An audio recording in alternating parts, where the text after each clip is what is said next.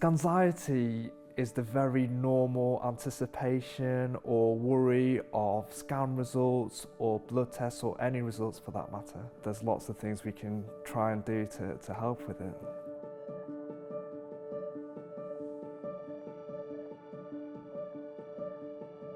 We really try and focus on activities which help with your emotional well-being. So gardening, for example, or reading, or being creative.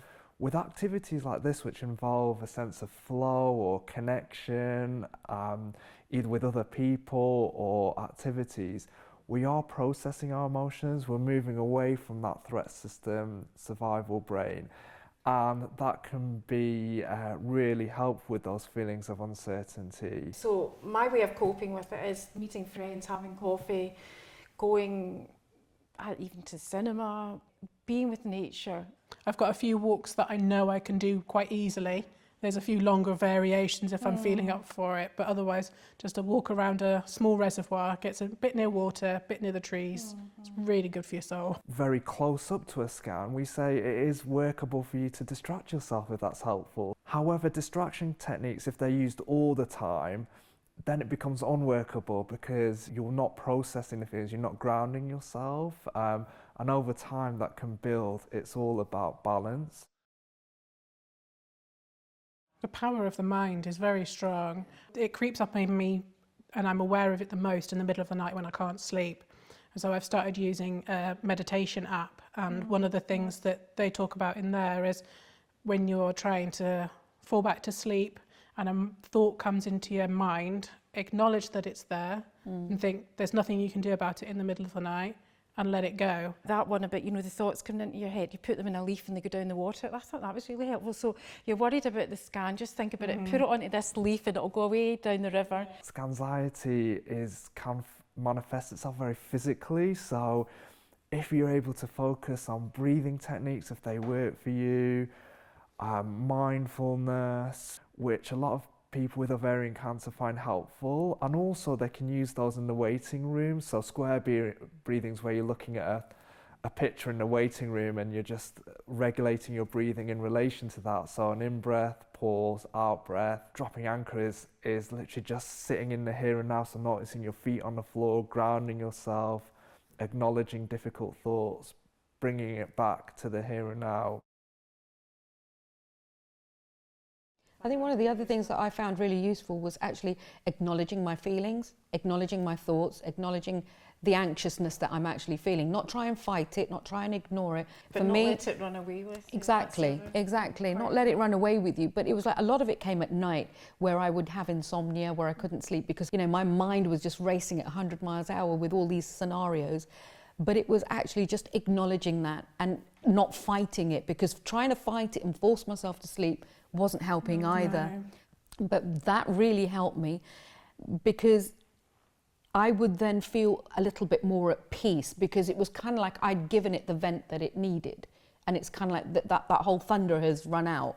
When we're on autopilot, we're not always prioritising ourselves, our well-being, so that acknowledgement is a real key first step.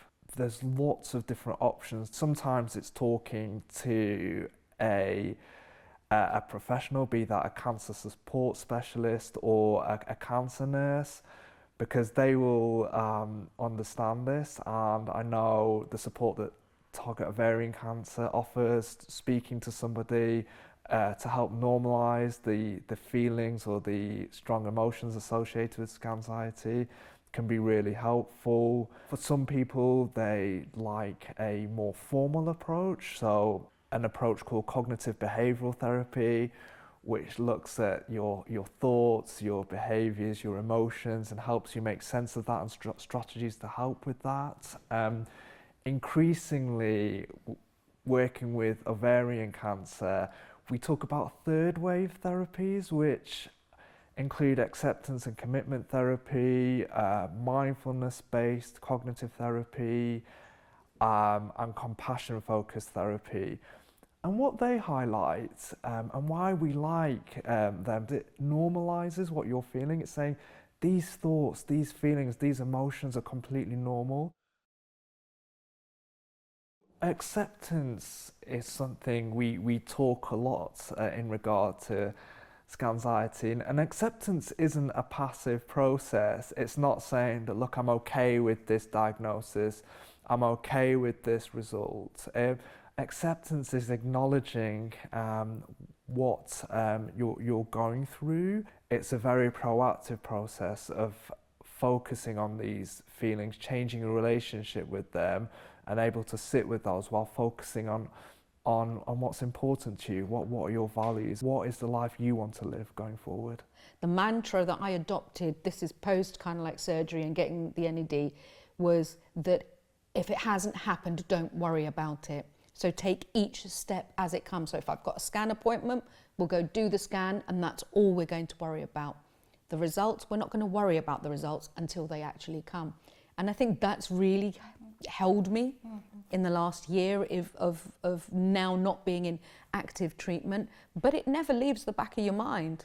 I had to accept that once I'd had the scan or once I was waiting for the results, I would catastrophise in my mind. But if I found that if I was knowledgeable in that catastrophising, then I could deal with the situations. Cancer is brutal. Waiting for those scans, having those scans, that is also brutal. But the way I've conditioned myself is that at the end of the day, this is information and knowledge is power. No matter what the results are, when we know what we're dealing with and what we need to cope with, we can engage our problem-solving part of our brain, what we call the prefrontal cortex, which helps us regulate our emotions better, helps us form a plan of what we're faced with, and the intensity can change. We're not saying everything's going to be all right or that it's easy, but it can have a different flavour or a different intensity, which we tend to find people can cope with better.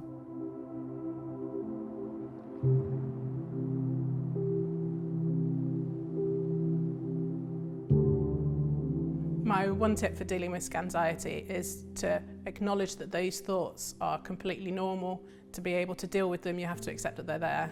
Meeting friends, speaking to them, attending to household tasks that you've been putting off, anything that distracts you, it won't go away, it'll be there, but it kind of shelves it for a wee bit, puts it further to the back of your head when you concentrate on actually doing something that you can achieve and has a positive outcome. If a situation is out of your control, then it also needs to be out of your mind. So don't let it sit on your mind. Get on with life, enjoy life, and deal with the consequences of whatever those results may be, good or bad, if and when they happen. If you're worried about upcoming scan results or blood tests, then do please contact Target Ovarian Cancer or indeed Maggie's so that we can support you. For more information and support, go to targetovariancancer.org.uk or call our support line on 0207 923 5475.